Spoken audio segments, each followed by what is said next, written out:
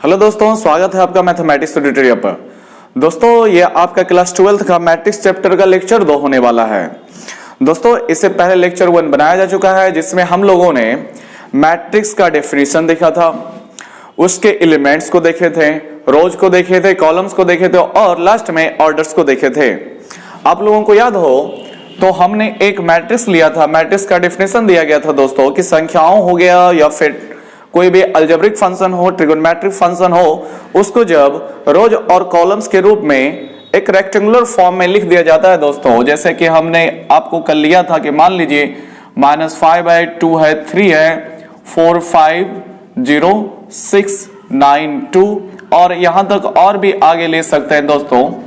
इस तरह की जो संख्याओं या फिर नंबर्स का कंस्ट्रक्शन किया जाता है दोस्तों, यही आपका मैट्रिक्स होता है। इसमें हम लोगों ने देखा था कि जो भी नंबर्स इसमें उपलब्ध हैं दोस्तों, वो आपका एलिमेंट्स कहलाता है। क्या कहलाता है दोस्तों? एलिमेंट्स कहलाता है। हिंदी में अवयव या सदस्य बोलते हैं। और दोस्तों हमने ये भी देखा था कि एलिमेंट्स को AIJ से इंडिकेट किया जाता है, जहां पर I आप लोगों को याद हो तो I उस सदस्य का, उस एलिमेंट्स का रो को बताता है और J जो होता है उस एलिमेंट्स का दोस्तों कॉलम को बताता है। हम उम्मीद करते हैं ये आप लोगों को मालूम है। इसके बाद हम आगे की ओर चलेंगे। और दोस्तों इसमें देखा जाए तो ये जो आपका जो होता है हॉरिजॉन्टल लाइंस होता है दोस्तों, इसको हम रो बोलते हैं। क्या बोलते हैं दोस्तों? रो यानी कि पंक्ति बोला जाता है, हिंदी में पंक्ति बोलते हैं दोस्तों। इसको R1 से इंडिकेट करते हैं। ये आपका दूसरा रो होता है, R2 से इंडिकेट करते हैं। इसी तरह से ये आपका तीसरा रो है, R3 से इंडिकेट करेंगे। और ये आपका चौथा रो है तो R4 से इंडिकेट करेंगे दोस्तों। तो हॉरिजॉन्टल लाइंस जो भी होते हैं वो रोज कहलाते हैं। और दोस्तों और वर्टिकल्स लाइंस जो होते हैं आपका कॉलम्स कहलाते हैं। कॉलम्स को हमने C1 से इंडिकेट किया था, दूसरे कॉलम को इंडिकेट करना है C2 से, तीसरे कॉलम को इंडिकेट करना है C3 से। यानी कि कहा जा सकता है दोस्तों यहां पर जो मैट्रिक्स है उसमें 4 रोज और 3 कॉलम्स दिए गए हैं। और हमने आपको ऑर्डर लिखने के लिए बताया था दोस्तों। ऑर्डर ये बताता है कि कोई भी मैट्रिक्स है तो उसमें कितने रो और कितने कॉलम हैं। तो ये बहुत ही आसान सा चीज है। अगर जो आप रो और कॉलम को पहचानना जानते हैं तो ऑर्डर बड़ा ही सिंपल सा होता है। नंबर ऑफ रोज होता है दोस्तों क्रॉस, गुना नहीं करना है, मल्टीप्लाई नहीं करना होता है, केवल ये फॉर्म है। नंबर ऑफ क्या होता है दोस्तों? तो नंबर ऑफ कॉलम्स होता है। आपके पास अगर जो हमने इसमें लिया हुआ है कि यहां पर मेरे पास 4 रोज हैं और क्रॉस का चिन्ह देंगे और फिर 3 कॉलम्स हैं, तो इसका ऑर्डर हो गया दोस्तों 4 into 3। लेकिन हाँ दोस्तों गुना नहीं करना है। 4 गुना 3 करके 12 लिख दीजिएगा तो आपका गलत हो जाएगा। 12 क्या बताने लगेगा दोस्तों? कि टोटल एलिमेंट्स इसमें कितने हैं वो आपको बताने लगता है। ठीक है दोस्तों। और इससे जुड़ा हुआ और भी हमने देखा था कि कोई भी एलिमेंट्स का पोजीशन कहां पर है इसको हम पता लगा सकते हैं। एलिमेंट्स को हम लोग जानते हैं कि AIJ से इंडिकेट किया जाता है। तो इसके आधार पर अगर जो हम -5 का नाम लिखना चाहेंगे या फिर उसका पोजीशन देखना चाहेंगे तो उसे हम पहले A से इंडिकेट करेंगे और वो मेरा फर्स्ट रो में है तो 1 लगाएंगे और फर्स्ट कॉलम में भी है तो 1 लिखेंगे। A11 हो जाएगा इस -5 जो एलिमेंट्स है उसका पोजीशन। इस एलिमेंट्स में -5 का स्थान किस रो किस कॉलम में है तो A11 बता रहा है। ये फर्स्ट वाला 1 बताता है कि ये -5 जो पहला रो में है और दूसरा वाला 1 बताता है दोस्तों ये दूसरा फर्स्ट कॉलम में है। इसी तरह से अगर जो हमें इस 5 को लिखना होगा दोस्तों तो इसके लिए हमें पहले A लिखना पड़ेगा। आप लोग पहले इसका रो देखिए कि कितने नंबर रो में है तो ये दूसरे में है तो 2 लगाइए और कितने कॉलम्स में है तो ये भी 2 है। तो यहां पर इसका नाम हो गया दोस्तों A22। A22 नहीं पढ़िएगा या A22 नहीं पढ़ सकते हैं, A22 पढ़ेंगे। अर्थात ये जो 5 है दोस्तों इस रो में इस मैट्रिक्स में सेकंड रो और सेकंड कॉलम में है। इसी तरह से आपको अगर जो बोल दिया जाए कि जरा बताओ तो A42 कौन है, A42 एलिमेंट्स कौन सा इसमें है, तो A42 यानी कि आपसे खोजना चाहता है कि कौन सा एलिमेंट्स ऐसा है जो चौथे रो और दूसरे कॉलम में है। चौथा रो और दूसरे कॉलम में है तो हम लोग देखेंगे चौथा रो कौन सा हो गया दोस्तों। तो आपका यहां पर 4th रो आपका यहां पे है। 4th रो आपका यहां पर है दोस्तों, जिसमें 1 2 3 सभी आ रहे हैं। लेकिन हमें कॉलम्स कौन सा चाहिए तो दूसरा कॉलम्स। तो दूसरा कॉलम्स आप लोग ऐसे देखें दोस्तों तो आपका कौन सा एलिमेंट्स दोनों में आ रहा है तो आपका ये 2 ही जो है यहाँ पर आपको रखना पड़ेगा। ये मेरा 2 के बताया जा रहा है। उम्मीद करते हैं दोस्तों इस तरह से सभी चीजों को आपने देखा हुआ होगा। और हाँ दोस्तों, कल एक चीज हम भूल गए थे, ध्यान नहीं रहा था, आज इस लेक्चर में बता देते हैं। किसी का भी मैट्रिक्स का जो ऑर्डर होता है दोस्तों, मैट्रिक्स का जो ऑर्डर होता है उसको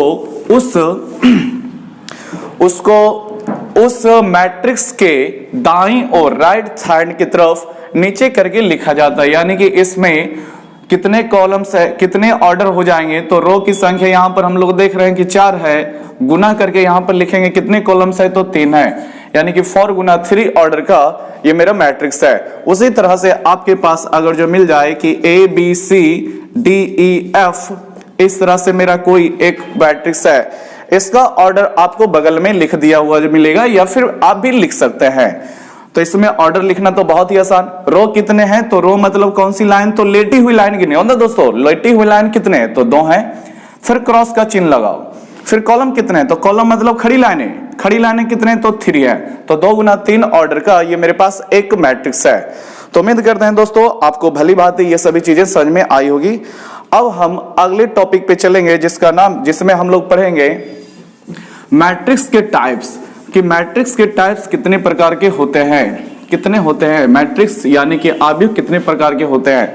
तो देखिए दोस्तों, आव्यूह कोई खास प्रकार का नहीं होता है, इसे बस कितने रो हैं, कितने कॉलम हैं, इसी के आधार पर मैट्रिक्स के प्रकार को बनाया गया है, मैट्रिक्स के टाइप्स को बनाया गया है। ठीक है, तो देखते जाइए, बहुत ही आसान सा चीज हम लोगों को पढ़ने के लिए दिया गया है। ये चैप्टर है ही बहुत सा आसान, इसमें आराम से स्टूडेंट्स काफी मार्क्स स्कोर कर लेते हैं।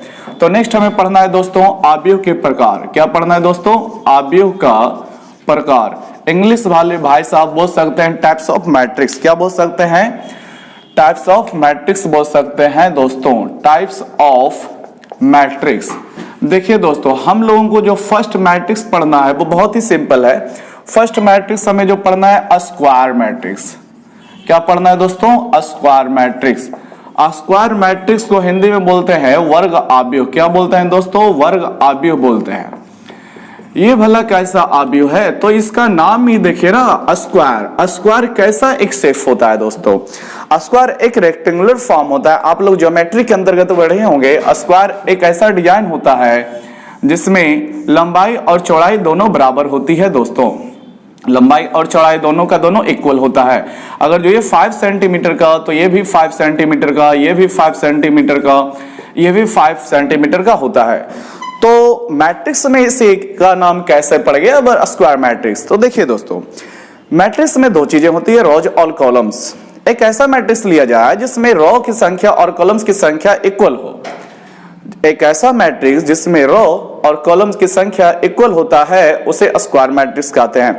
या शुद्ध हिंदी में बोला जाए दोस्तों, तो एक ऐसा आव्यूह जिसमें पंक्ति की संख्या तथा स्तंभ की संख्या दोनों समान हो उसे हम लोग ये वर्ग आव्यूह कहते हैं। एग्जाम्पल ले लेते हैं दोस्तों, एग्जाम्पल से आप लोग भली बात समझ जाइएगा। स्क्वायर मैट्रिक्स का हम एग्जाम्पल लेते हैं दोस्तों, फर्स्ट एग्जाम्पल तो हम एक लेते हैं 1 2 3 5। अब इसकी खूबी क्या है दोस्तों, तो इसमें आप लोग देख रहे होंगे 2 रो है, ठीक है, पहला रो में 1 2, दूसरे रो में 3 4, तो 2 हो गया। और फिर 2 कॉलम है, पहला कॉलम में 1 3, दूसरा कॉलम में 2 4, तो 2 गुने 2 ऑर्डर का, ये 2 into 2 ऑर्डर का ये स्क्वायर मैट्रिक्स है। ठीक है दोस्तों, और भी खूबियां है इसके बारे में। और देखिए, और अगर जो हम लेते हैं 1 2 3 4 5 6 7 8 9, तो ये भी मेरे पास दोस्तों समझिएगा, इसमें जितने भी रो हैं 1 2 3, ठीक है दोस्तों, ऑर्डर लिखिए। अगर जो ऑर्डर में दोनों इक्वल रह गया तो आपका वो स्क्वायर मैट्रिक्स होगा। कॉलम कितने हैं दोस्तों, तो ये भी 3 ही है, तो ये मेरा 3 into 3 ऑर्डर का स्क्वायर मैट्रिक्स हो गया। और भी खूबियां हैं दोस्तों, इसमें बहुत सारी खूबियां एग्जाम में जो पूछा जाता है उसको भी हम देखेंगे। अगर जो हम केवल 5 लिख दें तो क्या ये मेरे पास स्क्वायर मैट्रिक्स है दोस्तों, बिल्कुल होगा। देखिए क्या होगा, स्क्वायर मैट्रिक्स ये बोलता है ना दोस्तों कि रो की संख्या जो होनी चाहिए वो कॉलम्स के इक्वल में होनी चाहिए। क्या बोलें, जितने रो की संख्या होनी चाहिए उतने ही कॉलम्स की संख्या होनी चाहिए। यहां पर एलिमेंट्स ओनली 1 है, 5, यानी कि यहां पर कितने रोज हैं, तो 1 हुए, ठीक है। इनटू करिए, कॉलम्स कितने हैं दोस्तों, तो वो भी 1 ही है। तो 1 into 1 ऑर्डर का ये स्क्वायर मैट्रिक्स है, लेकिन स्क्वायर मैट्रिक्स है। ऐसा नहीं कंफ्यूज हो जाएगा कि इसमें तो एक ही एलिमेंट है, ये कैसे हो सकता है भला।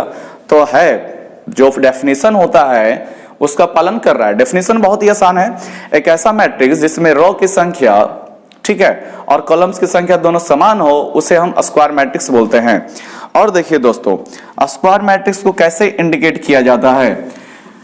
एग्जाम में क्वेश्चन बनता है दोस्तों कि अगर जो आपके पास एक स्क्वायर मैट्रिक्स है, ध्यान से समझिएगा दोस्तों, ऐसे क्वेश्चन दे देता है 1 नंबर ऑब्जेक्टिव क्वेश्चन में, यदि a is equal to aij, ठीक है दोस्तों, और यहां पर आपका ऑर्डर लिख देगा इस तरह से m into n एक ऑर्डर लिख देगा, बोलेगा एक वर्ग अवयव है। कैसा अवयव है दोस्तों, वर्ग अवयव है, मतलब स्क्वायर मैट्रिक्स है, स्क्वायर मैट्रिक्स है। तो केवल देगा option A m is equal to n होनी चाहिए, option B m greater than n होनी चाहिए, option C m less than n होनी चाहिए, and option D none of these, मतलब इनमें से कोई भी फॉलो इसको नहीं कर रहा है। तो आप लोग जानते हैं दोस्तों, आपको बार बार हम बोल रहे हैं कि स्क्वायर मैट्रिक्स एक ऐसा मैट्रिक्स है जिसमें रो की संख्या और कॉलम की संख्या दोनों इक्वल होता है। तो आप लोग जानते हैं, आप लोग पिछले लेक्चर में पढ़े होंगे कि m into n के फॉर्म में किसी भी ऑर्डर को, मैट्रिक्स के ऑर्डर को लिखा जाता है, जिसमें m जो होता है दोस्तों आपका नंबर ऑफ रोज बताता है और n जो होता है नंबर ऑफ कॉलम्स बताता है, और दोनों इक्वल है, तो वो मेरा स्क्वायर मैट्रिक्स है। तो आप लोगों के सामने अगर जो ऐसा क्वेश्चन आ जाए दोस्तों, तो उसे हम टिक कर देंगे, m is equal to n होगा। ये बता रहा है क्या कि इसमें रो की संख्या कॉलम्स की संख्या इक्वल है। ये बता रहा है क्या दोस्तों, इसमें रो की संख्या कॉलम की संख्या से ज्यादा है। इसमें बता रहा है कि रो की संख्या कॉलम की संख्या से कम है, जो कि ये दोनों में कोई नहीं, और नन तो यहाँ पर ऑप्शन ही नहीं है, मेरा ऑप्शन चुना गया दोस्तों। तो उम्मीद करते हैं कि आप लोगों को ये स्क्वायर मैट्रिक्स समझ में आया होगा। आपको बस इतना ध्यान रखना है कि एक ऐसा मैट्रिक्स जिसमें रो की संख्या और कॉलम्स की संख्या इक्वल हो, उसे स्क्वायर मैट्रिक्स हम लोग कहते हैं। क्या कहते हैं दोस्तों, स्क्वायर मैट्रिक्स कहते हैं। अब आगे देखिएगा दोस्तों, एक चीज और, अगर जो आपको लिखना है एक स्क्वायर मैट्रिक्स, आपको संक्षेप में भी लिख कर देगा, आपको कहीं ऐसे लिख दे दोस्तों 2 into 2 ऑर्डर मैट्रिक्स, तो आप लोग इसको हम ऐसे भी लिख सकते हैं 2 into 2, यानी कि 2 रो है 2 कॉलम है, यानी वो मेरा स्क्वायर मैट्रिक्स होगा। तो इसको हम डायरेक्ट लिख सकते हैं 2 ऑर्डर स्क्वायर मैट्रिक्स। क्या लिख सकते हैं दोस्तों, 2 ऑर्डर स्क्वायर मैट्रिक्स हम नाम में ही लगा देंगे, 2 ऑर्डर स्क्वायर मैट्रिक्स हम नाम में ही यूज कर लेंगे। ठीक है दोस्तों, तो आप इसको 2 गुना 2 करके ऑर्डर मैट्रिक्स केवल लिखे, या फिर 2 ऑर्डर स्क्वायर लगा दीजिए। मतलब ये समझने वाला समझ जाएगा कि जितने रो हैं उतने कॉलम है, और रो की संख्या भी 2 और कॉलम की संख्या भी 2। उसी प्रकार दोस्तों 3 into 3 ऑर्डर मैट्रिक्स लिखा हुआ रहेगा, तो आप तो देख के समझ ही जाएंगे कि 3 रो है और 3 कॉलम है, यानी स्क्वायर मैट्रिक्स है। तो इसको हम एक ही बार लिख सकते हैं 3 ऑर्डर स्क्वायर मैट्रिक्स। ठीक है, 3 कोटि का, हिंदी भी देख लीजिए दोस्तों, हिंदी तो भूल ही गए थे, देख लीजिए 2 गुने 2 कोटि का मैट्रिक्स, इसको क्या बोलेंगे, 2 गुने 2 कोटि का अवयव। ठीक है, 2 गुने 2 कोटि का अवयव, या इसको डायरेक्ट बोल सकते हैं 2 कोटि का, कितने कोटि का, 2 कोटि का वर्ग अवयव बोल सकते हैं, 2 कोटि का वर्ग अवयव। ध्यान से समझेंगे दोस्तों, आप या तो बोले 2 गुने 2 कोटि का अवयव, या फिर 2 कोटि का वर्ग अवयव, मतलब यही हो गया। उसी प्रकार यहाँ पे बोला जा सकता है 3 गुने 3 कोटि का अवयव, या फिर 3 कोटि का वर्ग अवयव। बात देखिए, ठीक है। तो आपको ऐसा लिखा हुआ मिल जाएगा आगे चलकर क्वेश्चन में कि n कोटि का, ठीक है, n कोटि का एक वर्ग अवयव है, एक वर्ग अवयव है, ऐसे लिखा हुआ मिलेगा, एक वर्ग अवयव है। ठीक है, n order square matrix, n order square matrix, तो यहां पर वर्ग लगा दिया है, स्पष्ट हो जाता है कि ये जो अवयव होगा वो एक वर्ग अवयव होगा जिसमें n रो होंगे और n कॉलम्स होंगे। ठीक है दोस्तों, तो उम्मीद करते हैं आपको ये वर्ग अवयव स्क्वायर मैट्रिक्स समझ में आया होगा। मेनली इसमें एग्जाम में क्वेश्चन बनता है दोस्तों, जो आपको हमने m और इक्वल टू n करके बताया हुआ है उसी से। ठीक है दोस्तों, तो चलिए अब आगे बढ़ते हैं और देखते हैं नेक्स्ट मैट्रिक्स का टाइप।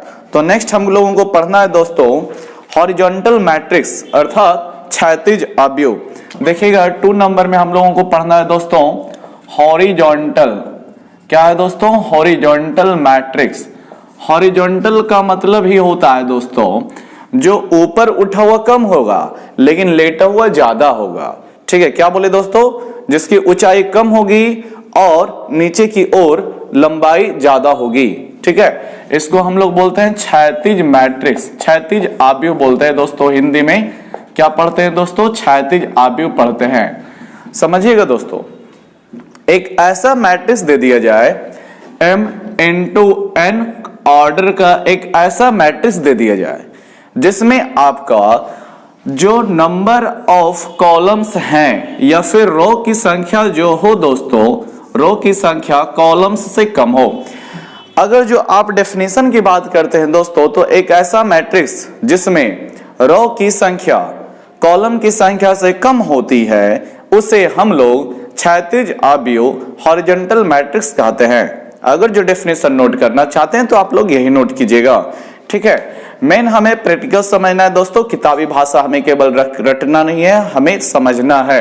ठीक है, आपको n ऑर्डर इसका रहेगा दोस्तों, ऑर्डर कुछ भी रह जाए लेकिन उसमें जो होना चाहिए m यानी कि जो आपका रो है वो कॉलम से लेस होनी चाहिए। हमने ग्रेटर दिया हुआ है, लेस होनी चाहिए। ठीक है यार दोस्तों, तो चलिए इसके उदाहरण के अंतर्गत क्या क्या आएंगे तो समझिएगा दोस्तों। फर्स्ट हम लेते हैं 1 2 3 4 5 6।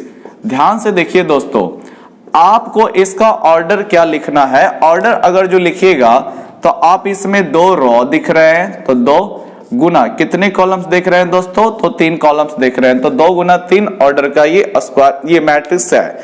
अब इसमें हम लोग देख रहे हैं कि मेरे पास पंक्तियों की संख्या, रो की संख्या 2 है। ठीक है, और कॉलम्स की संख्या कितने हैं दोस्तों? तो 3 है, जो कि ग्रेटर है इससे 2 से।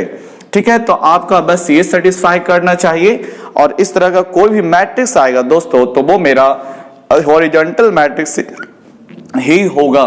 दूसरा हम ले लेते हैं दोस्तों, दूसरा हम केवल इस तरह से लेते हैं 0 5 6 7 ओनली। ये क्या ये आपका हॉरिजॉन्टल मैट्रिक्स नहीं होगा?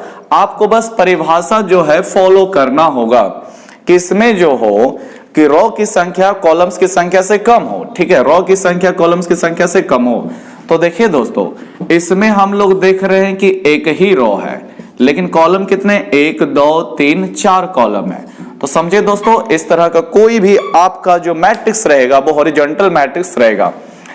इसका देखिए दोस्तों, इसका दिखावट ही ऐसा है, बनावट ही ऐसा है जो आपको लगता होगा देखने में भी ये आपको खड़े होने की तुलना में लेटा हुआ ज्यादा दिखता होगा। और हॉरिजॉन्टल का मतलब ही होता है क्षैतिज अवस्था। क्षैतिज यानी कि जो इस तरह से लेटी हुई लाइनें होती है। ठीक है दोस्तों, इस तरह से जो लेटी हुई लाइनें होती है उसी को क्षैतिज अवस्था बोला जाता है। और इस तरह का अगर जो मेरे पास एक मैट्रिक्स हो गया दोस्तों तो उसे हम हॉरिजॉन्टल मैट्रिक्स बोलेंगे। बहुत ही सिंपल है।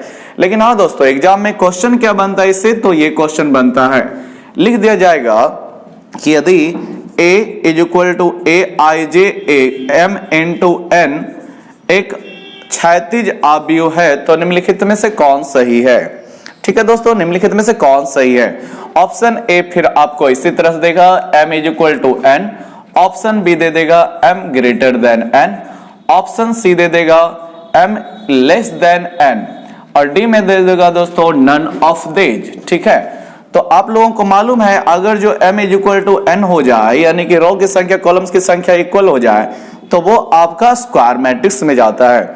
और ये आप आगे में की ओर पढ़ेंगे और ये आपका जो यहाँ पर वेरीफाई हो रहा है दोस्तों कि आपके पास पंक्ति की संख्या स्तंभ की संख्या से कम है। ठीक है, यही आपका हॉरिजॉन्टल मैट्रिक्स होता है। तो चलिए दोस्तों, अब नेक्स्ट सिरा हमें देखना है दोस्तों उदग्र अवयव अर्थात वर्टिकल मैट्रिक्स। इसमें क्या होगा, उदग्र का मतलब वर्टिकल, आप लोग इंग्लिश भाषा से समझते होंगे अगर जो थोड़ा बहुत, तो वर्टिकल का मतलब होता है खड़ा अवस्था। ठीक है दोस्तों, ये आपका हॉरिजॉन्टल अवस्था, हम जो मार्कर को इस तरह से रखे हुए हैं हॉरिजॉन्टल में है, और इस तरह से रखेंगे दोस्तों तो ये वर्टिकल में अपना होता है। ठीक है दोस्तों, तो एक ऐसा मैट्रिक्स बने जो हॉरिजॉन्टल की तुलना में आपको दोस्तों, इस तरह की तुलना में आपको वर्टिकल इस तरह से खड़ा अवस्था ज्यादा दिखे, वो आपका वर्टिकल मैट्रिक्स होगा। ठीक है, उदग्र आव्यूह होगा। समझिएगा दोस्तों, इसका कंडीशन ये होता है कि m जो होनी चाहिए, यानी कि नंबर ऑफ रो जो होनी चाहिए वो कॉलम्स से ज्यादा होनी चाहिए। क्या है दोस्तों, m यानी कि रो की संख्या कॉलम्स की संख्या से अधिक होनी चाहिए। अगर जो आप डेफिनेशन लिखना चाहते हैं तो लिखिएगा, एक ऐसा आव्यूह जिसमें पंक्तियों की संख्या स्तंभ की संख्या से अधिक होती है उसे उदग्र आव्यूह कहते हैं। ठीक है दोस्तों, चलिए अब आगे समझिएगा इसका एग्जाम्पल दोस्तों। अगर जो हम 1 2 3 4 5 6 इस तरह से हम लिख दें दोस्तों, ये मेरा कोई एक मैट्रिक्स है, तो अब इसकी खासियत क्या है दोस्तों कि इसमें जो है आप लोग देख रहे होंगे 1 2 3 रो हैं, जबकि कॉलम कितने हैं 1 2, तो मेरे पास 2 ही कॉलम हैं।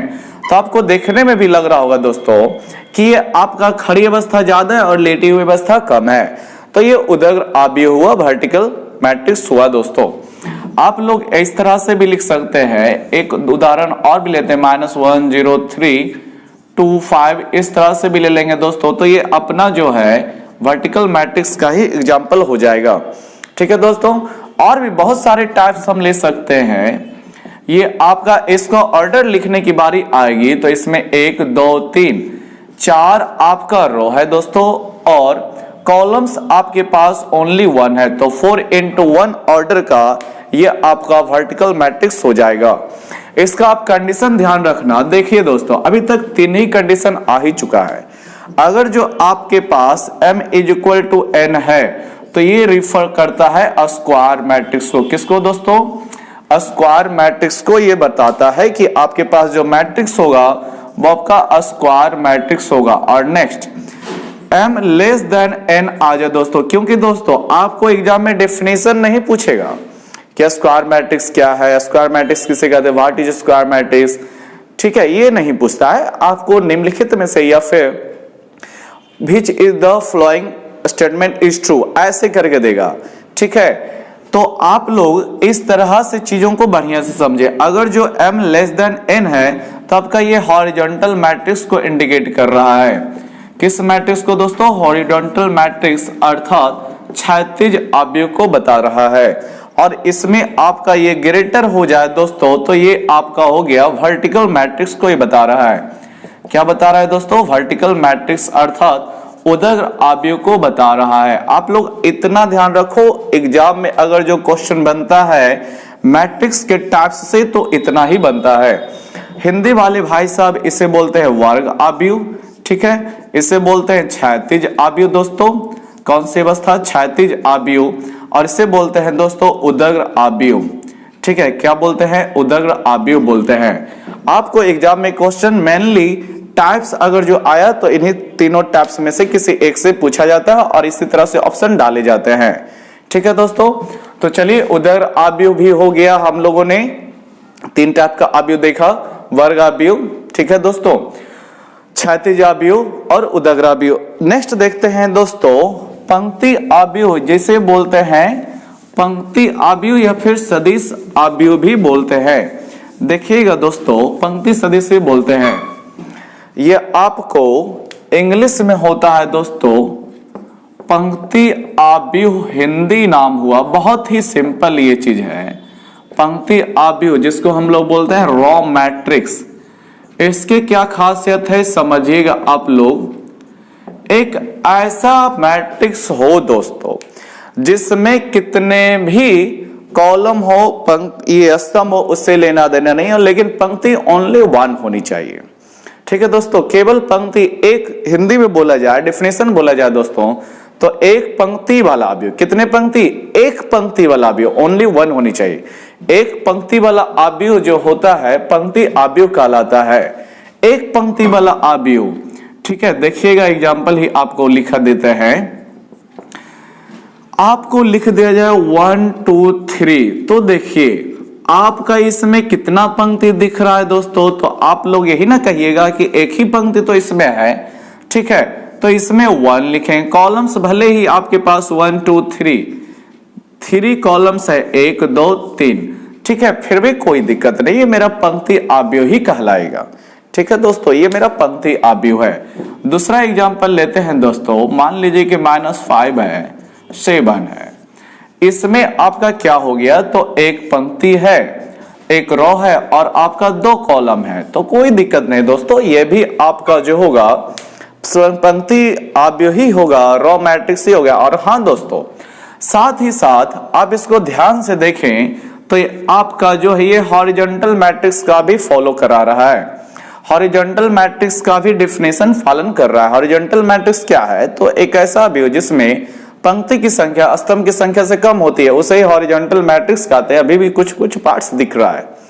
ठीक है, तो ये आप बोल सकते हो कि सभी के सभी जितने भी पंक्ति आव्यूह हैं, सभी आपका क्षैतिज आव्यूह ही होता है।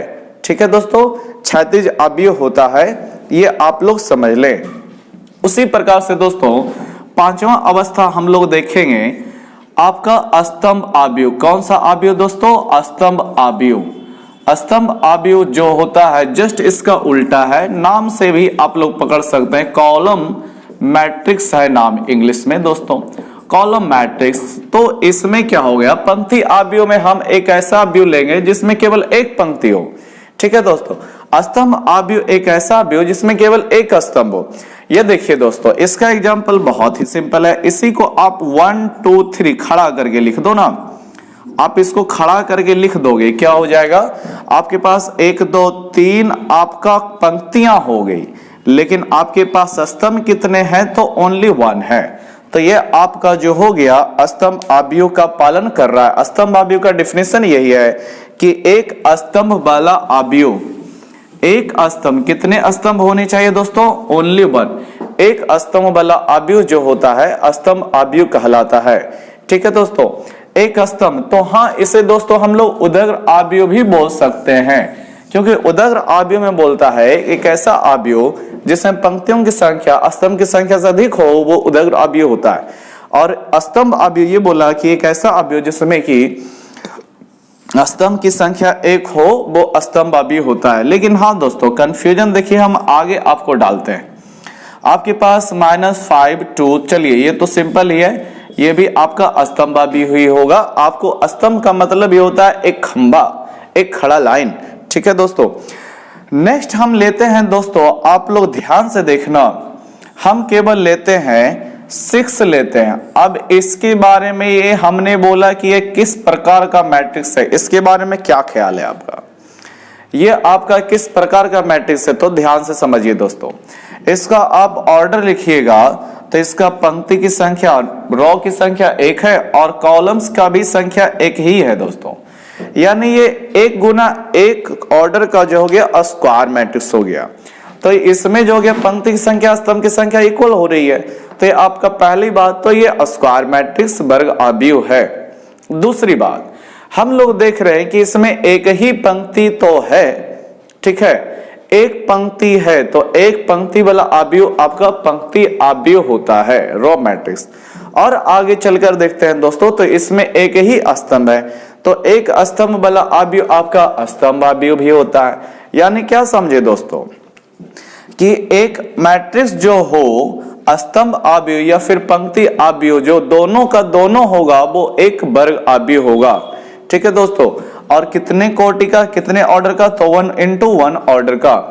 एक ऐसा आव्यूह, एक ऐसा वर्ग आव्यूह जो पंक्ति आव्यूह तथा स्तंभ आव्यूह दोनों हो, वो मेरा एक ऐसा आव्यूह जो पंक्ति आव्यूह तथा स्तंभ आव्यूह दोनों हो, वो मेरा एक वर्ग आव्यूह होगा, और वो भी 1 into 1 ऑर्डर का ही होगा। और कुछ बातें दोस्तों, पंक्ति आव्यूह आप लोग जानते हो कि एक पंक्ति वाले आव्यूह को हम एक पंक्ति आव्यूह कहते हैं। ठीक है, तो इसका ऑर्डर आपको 1 into n भी लिख करके शो किया हुआ रहेगा। 1 into n का मतलब क्या हो गया दोस्तों, कि आपको 1 आपके पास पंक्ति है और n स्तंभ हैं। ठीक है दोस्तों, आपके पास रो की संख्या 1 है, कॉलम्स की संख्या कितने हैं अतः पता कुछ नहीं, लेकिन मेरे पास कंफर्म है कि आपके पास रो की संख्या कितना है, तो 1 है, यानी वो रो मैट्रिक्स हो गया। ठीक है, पंक्ति आव्यूह हो गया। उसी प्रकार आपको अगर जो लिख दिया जाए n into 1 किसी मैट्रिक्स के ऑर्डर को, तो आप लोग समझ लेना कि मेरे पास n का वैल्यू यानी कि नंबर ऑफ रो कितने हैं मालूम नहीं है, लेकिन कॉलम कितने हैं तो वो ओनली 1 है, और ये स्तंभ आव्यूह है। किस तरह का आव्यूह है? कॉलम मैट्रिक्स है। ठीक है दोस्तों, तो आप लोगों को चलिए इस लेक्चर में हम 5 टाइप्स का मैट्रिक्स पढ़े। आज इस लेक्चर को हम यहीं पर समाप्त करते हैं, इस वीडियो का लेक्चर। नेक्स्ट अपडेट पाने के लिए दोस्तों चैनल को सब्सक्राइब कर लें, क्योंकि हम इस चैनल पर अब रेगुलर वीडियो, आपका लेक्चर अभी चल रहा है, उसके बाद हम लोग थोड़ा थोड़ा करके बुक में भी एंट्री करेंगे, केसी सिन्हा का बुक, उसके बाद एनसीईआरटी का बुक को बच्चा हुआ क्वेश्चन कुछ मिलेगा। केसी सिन्हा के सारे क्वेश्चन हो जाने के बाद एनसीईआरटी का भी सारा क्वेश्चन ऑटोमेटिकली हो जाता है। ठीक है दोस्तों, तो अच्छा लगा तो लाइक सब्सक्राइब शेयर कीजिए, और दोस्तों में तो कंफर्म शेयर करना ही करना है। मिलते हैं नेक्स्ट वीडियो।